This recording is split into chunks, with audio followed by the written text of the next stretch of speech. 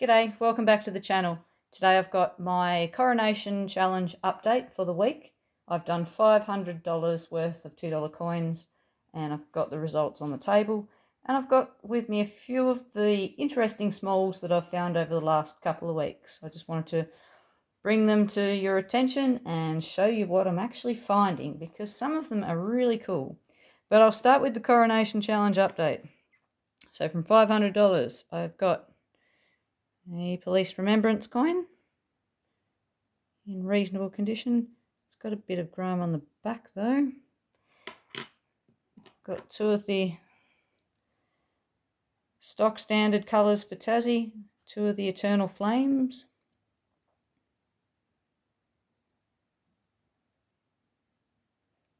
Both in pretty decent condition. Can't be unhappy when you see colour. I did find another one of these remembrance coins.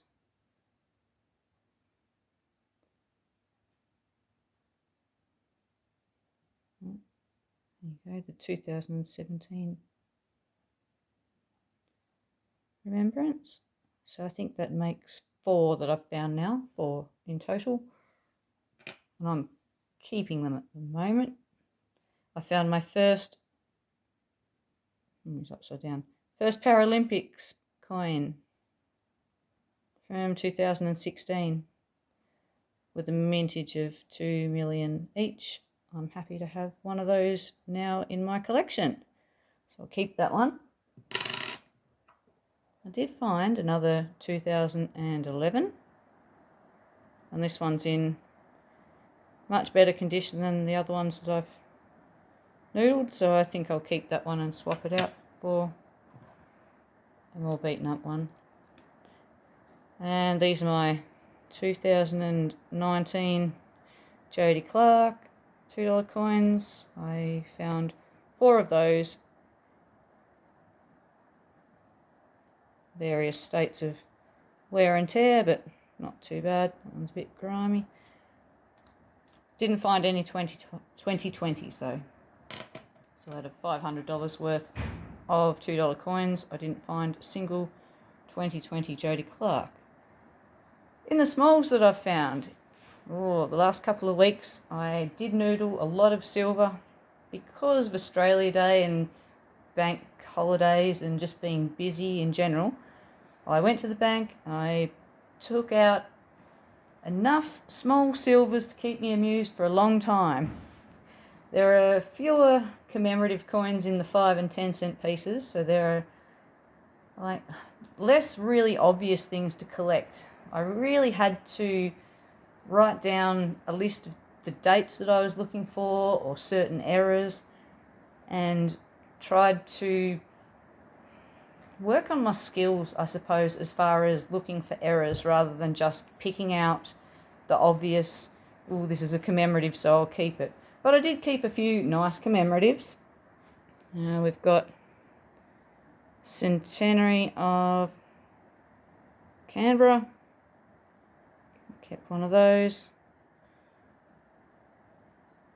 It's not in the best condition, but it's fairly low mintage, so I thought I'd keep him. This one was great. I haven't got a Norfolk Island, and it's in really good nick. It's got a bit of a mark on the back there, but overall, it's pretty good. Is that a mark? It might just be dirt off the table. It's not a mark. These ones are in various states of wear. These are the Northern Territory ones, so I did find 4 of those. They're not too bad. I tell a fib. I found 3 and I was given 1. And the one that I was given is in fairly uncirculated condition. Oh, I should be wearing gloves today. It's so humid, you might be able to hear the rain. It's pouring outside, so it's a good day for indoor coin-related activities.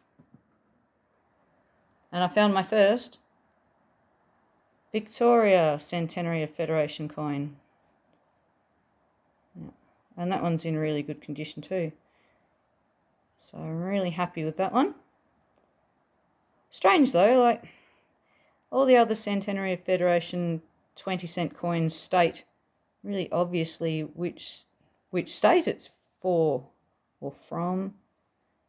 This one I had to look it up because it doesn't say, so don't know, just a strange design.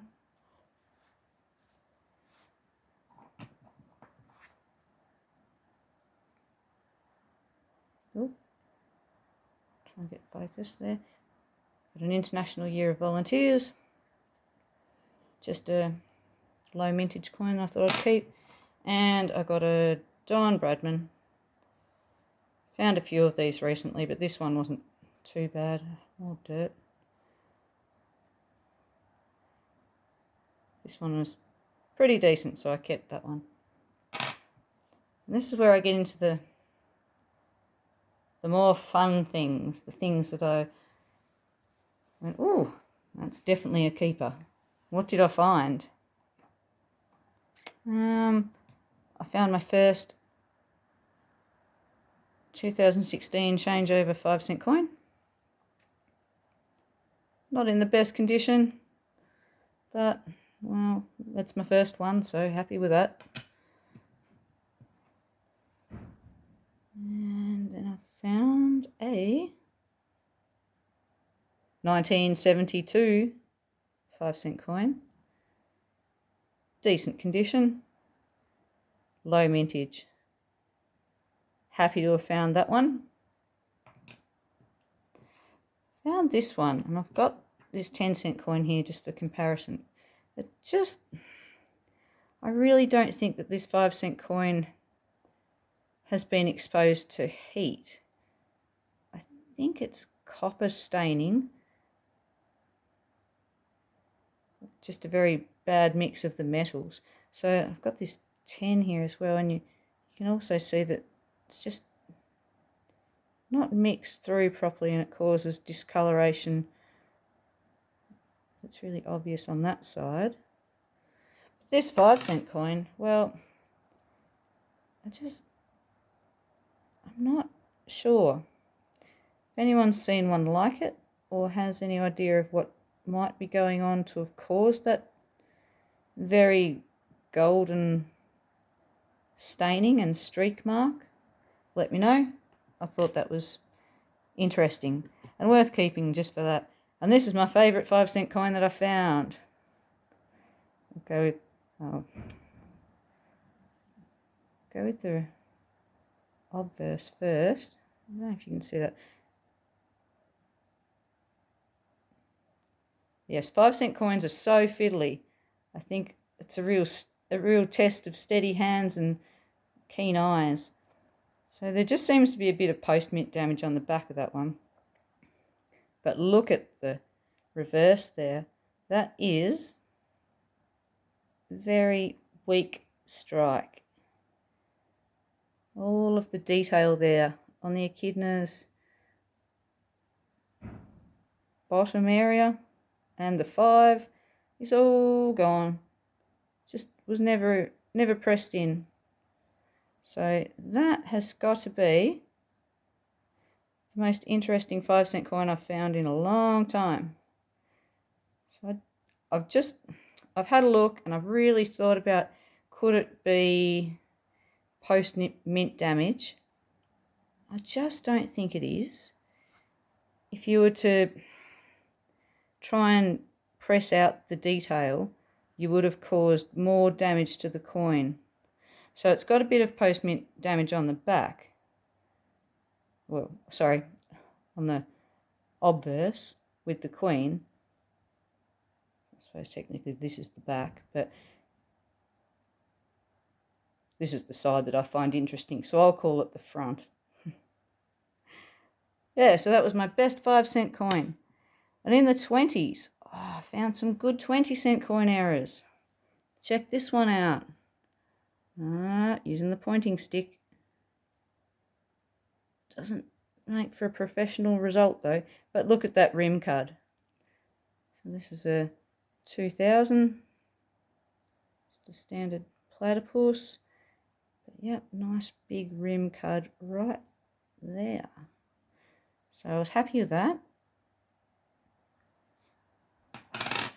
And this one here was my first struck through error, I believe it's called. But if you look there on the 20, there was something either on the die or the planchet when it was pressed, and it's left a very obvious arrow indentation. So that was a 1980. So yeah, one of my favourites, just because looking for errors is a little bit more tricky and I'm only just getting into it. So when you find ones like that, you give yourself a pat on the back really, I suppose, because teaching yourself's hard. Noodling in a small community is difficult. So I'd like to just give a shout out of appreciation to all the other Aussie coin channels that are out there, because I wouldn't have taken up this hobby if it wasn't for the likes of you guys who are always creating content and just putting out educational, informative knowledge and helping people like me who are just getting started to learn what they're looking for. So this guy here is my favourite though. 1971 20-cent coin with a huge lamination error through it. So that's been my, well, really fortnight in review. Coronation challenge was just this week's $500 noodling, and last fortnight the silvers. So finding things that are not just obvious but a little bit different and a little bit wacky and a little bit out there and a little bit special, and something that you don't know the mintage of them, you don't know how many there really could be, you don't know where you're going to find them, and it takes a little bit of skill to learn. And I don't think that I'm quite there yet. I shudder to think about how many good coins I've potentially thrown back because I wasn't looking in the right spot. But if we all keep looking, we'll keep finding great stuff. Have a great week and happy noodling.